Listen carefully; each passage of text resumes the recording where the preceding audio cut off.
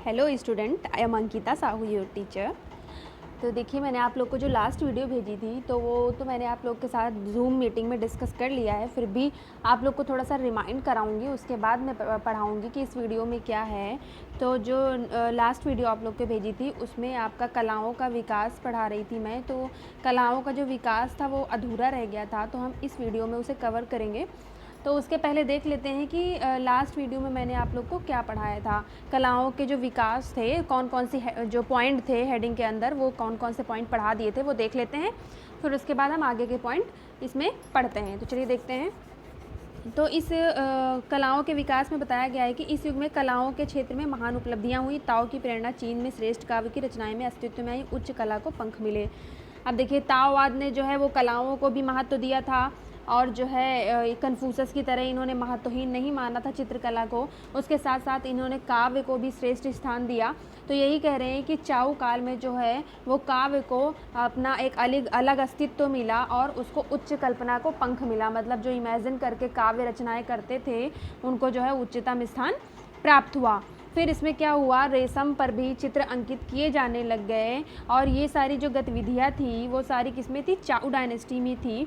तो ये जो है वो आजकल होनान प्रांत में पाए जाते हैं। जो रेशम के कपड़ों पर या रेशम के जो चित्र प्राप्त हुए हैं वो कहाँ पाए जाते हैं, होनान प्रांत में आजकल पाए जाते हैं। उसके बाद जो चीन की दीवार के बारे में बताया गया है कि जो चीन की दीवार है उसका जो प्राचीनतम हिस्सा है, जो सबसे पुराना भाग है, वो जो है सेंसी के दोनों ओर बनाया गया है, और ये जो है 353 ईसा पूर्व के लगभग बना हुआ था। इस युग में जो है कांस्य के उपकरण भी प्राप्त हुए हैं। उसमें जो है सूक्ष्म अलंकरण प्राप्त हुआ है, जो कि बहुत छोटी छोटी इसमें चीज़ें बारीकी से बनाई गई हैं, और कई सारी शैलियाँ भी मिली हुई हैं। चित्र बनाने की जो स्टाइल हैं वो बहुत सारे प्राप्त हुए हैं, मिले हुए हैं और देखने को मिलते हैं। और फिर लास्ट में मैंने आप लोग को बताया था कि इसमें जो है उत्खनन में 9 रथ निकले हुए हैं, जिसमें एक अन्य मकबरा है। स्वर्ण रजत व कांस्य उपकरण भी प्राप्त हुए हैं। जेड तथा अन्य बहुमूल्य वस्तुएं भी प्राप्त हुई हैं। तो ये सारा मैंने जूम मीटिंग में आप लोग को जो है पढ़ा दिया था और सारा बता दिया था। अब देखते हैं आगे का क्या है और कलाओं के विकास में क्या क्या चीज़ें मिली हुई हैं चाऊ डायनेस्टी में। तो चलिए देखते हैं। एक स्थान पर एक ऐसा पात्र मिला है जिस पर एक भवन उत्कीर्ण है। तो यहाँ पे एक ऐसा पात्र भी मिला हुआ है जिस पे भवन, पूरा महल टाइप का एक जो है भवन बनाया गया है उस पात्र पे। तो आगे देखते हैं। अंतिम चाऊ की सामग्री लोयांग में मिली है। यहाँ 600 मकबरे के उत्खनन में लगभग 10,000 वस्तुएं उपलब्ध हुई हैं, किंतु सभी का ठीक ठाक अध्ययन नहीं हो पाया है। तो देखिए, यहाँ पे जो है चाऊ डायनेस्टी की जो सामग्री है वो लोयांग से प्राप्त हुई है। लोयांग आप लोग को स्टार्टिंग में बता दिया था। लोयांग और सेंसी प्रांत में जो है वो शांग डायनेस्टी जो है वहाँ पे डेवलप हुई थी, लोयांग और सेंसी प्रांत। तो लोयांग से जो है यहाँ पे सामग्रियाँ प्राप्त हुई हैं चाऊ डायनेस्टी की। तो यहाँ पे जो है 600 मकबरे उत्खनन में मिले हुए हैं, और उसमें से 10,000 वस्तुएं उपलब्ध हुई हैं। किंतु ये जो चित्र और मूर्ति यहाँ पे मिली हुई हैं, ये जो है इनका ठीक अध्ययन नहीं कर पाते, इनका मतलब स्टडी ठीक से नहीं कर पाते हैं, क्योंकि वो काफ़ी टाइम तक मिट्टी में दबी हुई थी। तो उनकी कुछ जो रेखाएँ थी, जो उत्कीर्णन था वो ख़राब हो गया है, मिट गया है, बर्तन पात्र भी टूट फूट गए हैं। तो इसीलिए उनका ठीक अध्ययन नहीं प्राप्त होता है। लेकिन जो है भारी मात्रा में यहाँ पे वस्तुएं प्राप्त हुई थी, 10,000 की संख्या में प्राप्त हुई थी। पात्रों के गड्ढेदार अलंकरण की नक्काशी में स्वर्ण तथा रजत को भी भरा जाने लग गया था। तो ये जो लाइन है मैंने आप लोग को अच्छे से जूम मीटिंग में समझाया था कि जो है पात्रों में पहले उत्कीर्ण करते थे, फिर उसके बाद देन उसमें जो है रजत और स्वर्ण मतलब गोल्डन और सिल्वर भरा जाता था पात्रों में। पात्रों के हैंडलूम दैत्य मुख लगाया जाने लगा। ढक्कन पर पक्षियों तथा अन्य जीवों का यथार्थवादी अंकन हुआ है। पात्रों के धरातल पर हुक के चिन्ह जैसे अंकित करके उसे खुरदरा बनाया जाने लग गया। अब देखिए, यहाँ पे जो है जो इसका ढक्कन बनता था उस पर पक्षी और जो अन्य जीव बनाए गए हैं वो बहुत जो है रियलिस्टिक लगते हैं, यथार्थवादी लगते हैं। और जो है इसमें दैत्य का मुख जो पात्रों में अलग से लगाया जाने लग गया था बना के। मतलब ये जो है पात्रों के साथ साथ नहीं बनाते थे, उसको अलग से बना के उस पर लगाते थे। रिलीफ चित्रण बताया था आप लोग को जूम मीटिंग में रिलीफ चित्रण क्या होता है। तो जो है अलग से ये लोग उसमें जो है दैत्य के मुख लगाते थे, फेस लगाते थे। पात्रों के धरातल पर हुक के चिन्ह जैसे अंकित करके उसे खुरदरा बनाया जाता था। और इनके धरातल पे जो है मैंने बताया था कि लाइनिंग बना देते थे, तो ये कुछ हुक के डिज़ाइन का खुरदरापन इसमें बनाते थे, किसमें, पात्रों में। अब आगे देखते हैं क्या है। ज्यामितीय अलंकरण भी किए गए। कांस्य के अतिरिक्त लाख तथा जेड में भी अलंकरण हुआ है। वक्र रेखाओं के अलंकरण बहुत आकर्षक हैं, जिनका एक उदाहरण स्वर्ण खचित गेंडा है। अब देखिए यहाँ पे जो है ज्योमेट्रिकल शेप का यूज़ करके भी अलंकरण किया जाता था, चित्र बनाए जाते थे। और इसके साथ साथ जो इसमें कांस्य और मिट्टी बताया था मैंने आप लोग को ना, कि कांस्य के पात्र जो है वो प्राप्त हुए हैं, फिर उन्हीं के नकल पे, उन्हीं की अनुकृति जो है वो मिट्टी के पात्रों में भी की गई है। तो जो है इन पे कौन कौन से डिज़ाइंस प्राप्त हुए हैं, पक्षियों के प्राप्त हुए हैं डिज़ाइंस बताया था आप लोग को, दैत्य का मुख बनाया गया है, और इसके साथ साथ ज्योमेट्रिकल शेप्स का भी यूज़ किया गया है। और कांस्य के अतिरिक्त, मतलब कांस्य से तो पात्र बनते ही थे, उसके साथ साथ लाख और जेड में भी अलंकरण मिला हुआ है। लाख जो है वो एक प्रकार का धातु है, जिससे आप लोग देखते होंगे कंगन चूड़ियाँ वो अलग से धातु की बनी होती हैं, तो वो जो है कंगन जो होते हैं वो लाख से बने होते हैं, है ना, इसकी पूरी खेती होती है। तो लाख एक धातु है, तो लाख तथा जेड से भी बने हुए हैं जो पात्र, उसमें भी अलंकरण प्राप्त होता है। तो आप लोग को जेड का तो अच्छा मैंने एग्जाम्पल शेयर कर ही दिया था कि कैसे अलंकरण उस पर करते थे जेड पत्थर से। वक्र रेखाओं के अलंकरण बहुत आकर्षक हैं, जिनका एक उदाहरण स्वर्ण खचित गेंडा है। अब देखिए वक्र रेखाओं से भी ये अलंकरण करते थे, ज्योमेट्रिकल शेप में ही आता है ये वक्र रेखा। तो बताया मैंने कि ज्योमेट्रिकल अलंकरण भी हुआ है। तो क्या हुआ है, वक्र रेखा जैसे कर्वी लाइन होती है, वक्र रेखाओं में बहुत सारी लाइन्स होती हैं, तो वक्र रेखाओं से अलंकरण जो किया हुआ है वो बहुत आकर्षक लगता है, अट्रैक्टिव लगता है। और इनका जो उदाहरण प्राप्त हुआ है वो सबसे महत्वपूर्ण उदाहरण है स्वर्ण खचित गेंडा, मतलब जो है सोने से खिंचा हुआ, उसको जो है उत्कीर्ण करके उसमें स्वर्ण जो है भर दिया है उन्होंने गड्ढे में, और क्या बनाया हुआ है, गेंडा बनाया हुआ है। तो ये उदाहरण है किसका, वक्र रेखाओं का, जो वक्र रेखाएं आकर्षक लगती थी उनका। वाहनों तथा फर्नीचर पर भी खचित चित्रकारी की गई थी। बड़े बड़े ड्रैगन तथा पशु आकृतियां से अलंकृत किए गए। अलंकरणों में आकृतियों को मोड़ तोड़कर पर्याप्त उलझाया गया है। अब देखिए वाहनों और फर्नीचर पे भी जो है चित्रकारी मिली हुई है। खचित चित्रकारी सेम वही उत्कीर्णन खींच के बनाई गई हैं रेखाएं, तो जो है वाहनों पर और फर्नीचर लकड़ी की चीज़ों पर भी जो है बनी हुई है चित्रकारी ये की गई है।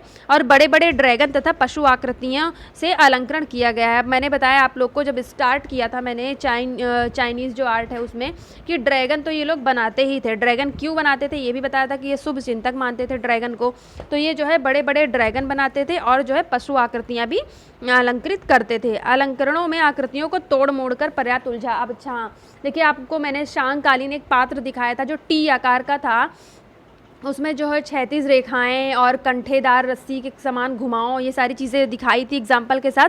तो क्या करते हैं ये तोड़ मरोड़ के उसको उलझा के चित्रों को बनाते हैं, वो अच्छा एग्जाम्पल था, आप लोग उसमें एक बार देख लेना कि कैसे बनाया था। तो ये जो है लाइंस को तोड़ मरोड़ के जो है अलंकरण करते हैं और जो है एक दूसरे से उलझी हुई लगती हैं देखने में।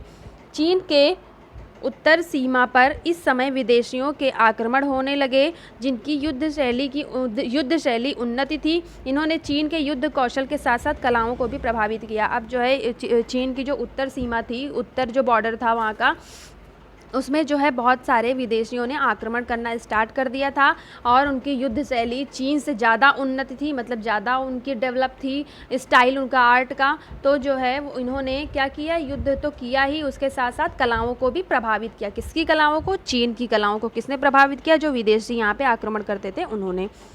यह अपने खंजरों, चाकुओं तथा उपकरणों को यथार्थवादी ओजपूर्ण पशु आकृतियों से अलंकृत करते थे।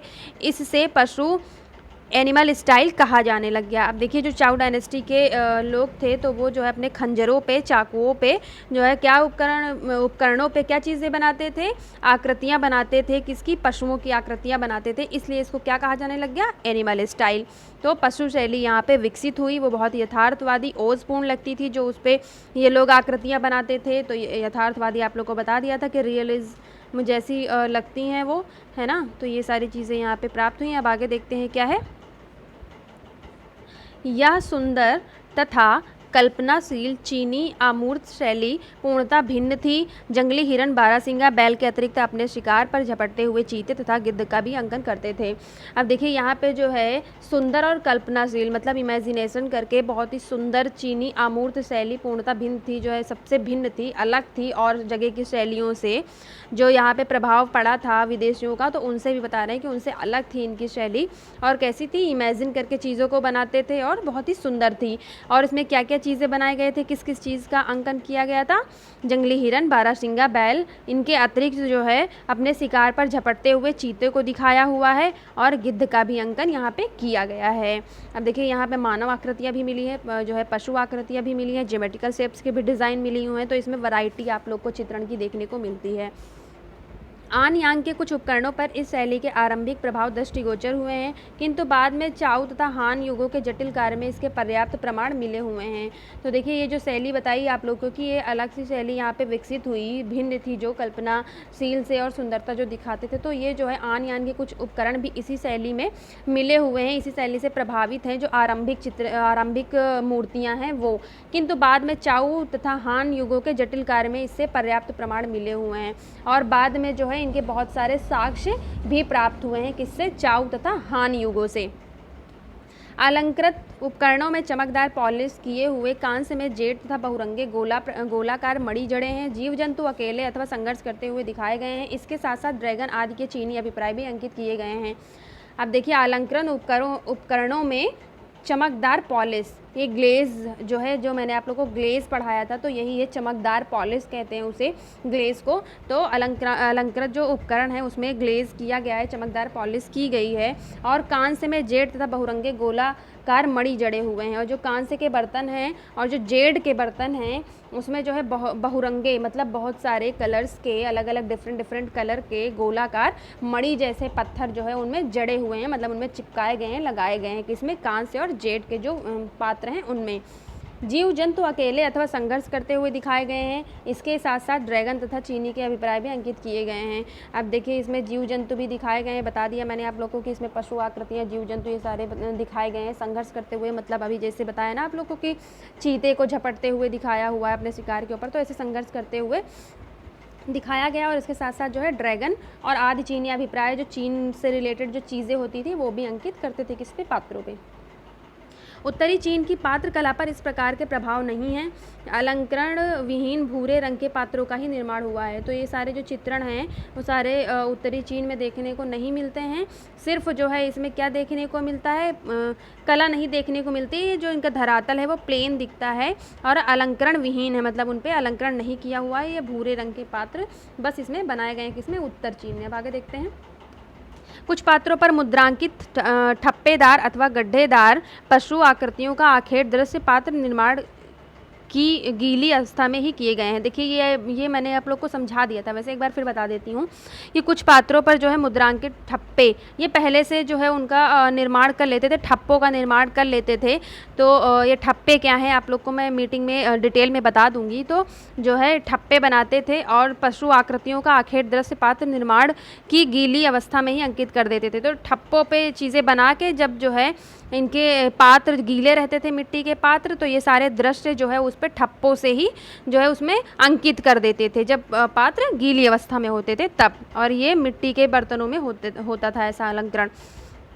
कहीं कहीं पात्रों को काला करके धातु पात्र के समान भ्रम उत्पन्न किया गया है। इन पर चमकदार रंगों में पसी पक्षु अथवा ज्यामितीय डिजाइन अंकित किए गए हैं। तो जो है कहीं कहीं पे जो काले पात्र हैं उनको कैसे भ्रम उत्पन्न किया गया है, काले रंग से रंग के, मतलब काले रंग से रंग दिया उन्होंने पात्रों को, तो ऐसा लगता है वो कांस्य का है या फिर किसी और धातु का बना हुआ है।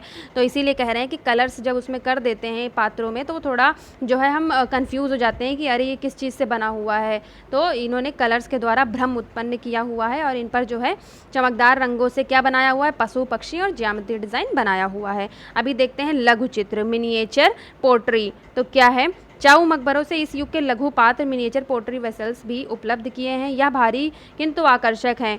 तो जो चाउ मकबरे प्राप्त हुए हैं तो इसमें लघु पात्र भी मिले हुए हैं, उपलब्ध हुए हैं। तो ये जो है यह भारी किंतु आकर्षक हैं। भारी तो बहुत है, इनका वज़न बहुत है, लेकिन देखने में ये क्या है, बहुत अट्रैक्टिव है, बहुत ही सुंदर है। तो ये कहाँ से प्राप्त हुए हैं, चाउ के मकबरों से प्राप्त हुए हैं, छोटे छोटे जो पात्र हैं वो। तो अब आगे देखते हैं। इनके काले चमकदार धरातल पर ज्यामितीय अलंकरण रेखित किए गए हैं, जिनके लाल रंग के द्वारा कांस्य की अनुकृति की गई है। अब देखिए इनके जो काले चमकदार धरातल पर, मतलब उसको ये जो है काले रंग से रंग देते थे। अभी मैंने आप लोग को बताया कि ये काले कलर से रंग देते थे, जिससे जो है भ्रम उत्पन्न होता था कि ये कौन सी धातु का बना हुआ है। तो काले रंग से तो इसका धरातल रंग देते थे, उस पर जो है ज्योमेट्रिकल शेप्स भी रेखित करते थे, बनाते थे। और इसके साथ साथ इसमें जिनके लाल रंग के द्वारा कांस्य की अनुकृति की गई है, और लाल रंग द्वारा जो है जो कांस्य में बने हुए डिज़ाइंस हैं उनकी अनुकृति करते हैं, मतलब उनकी कॉपी करते हैं। किन बर्तनों पे? मिट्टी के बर्तनों पे। उनको काला कलर करके उनके ऊपर रेड से डिज़ाइन बनाते हैं, और वो जो जैसे कांस्य में डिज़ाइंस बनते थे वैसे ही देख देख के उनकी अनुकृति करते हैं। तो लघु पात्र जो है अभी आपका अधूरा है। बाकी ये कलाओं का विकास आपका जो है ख़त्म हो गया अभी, और सारी आपको उदाहरण बता दी कि कौन कौन से अवशेष इसमें प्राप्त हुए हैं। तो अब लघु पात्र जो है हम लोग नेक्स्ट मीटिंग में देखेंगे कि क्या है। बाकी जो चीज़ें आप लोग को नहीं समझ में आई हो तो जूम मीटिंग पे पूछ लेना, और आगे आपका लघु पात्र जो इनकम्प्लीट है वो कंप्लीट करा दूँगी नेक्स्ट वीडियो में। Thank you. अगर कोई रिलेटेड इससे क्वेश्चन है, आपका कन्फ्यूज़न है आपको कोई, तो मुझे मैसेज कर दें, पूछ लें आप लोग। Thank you.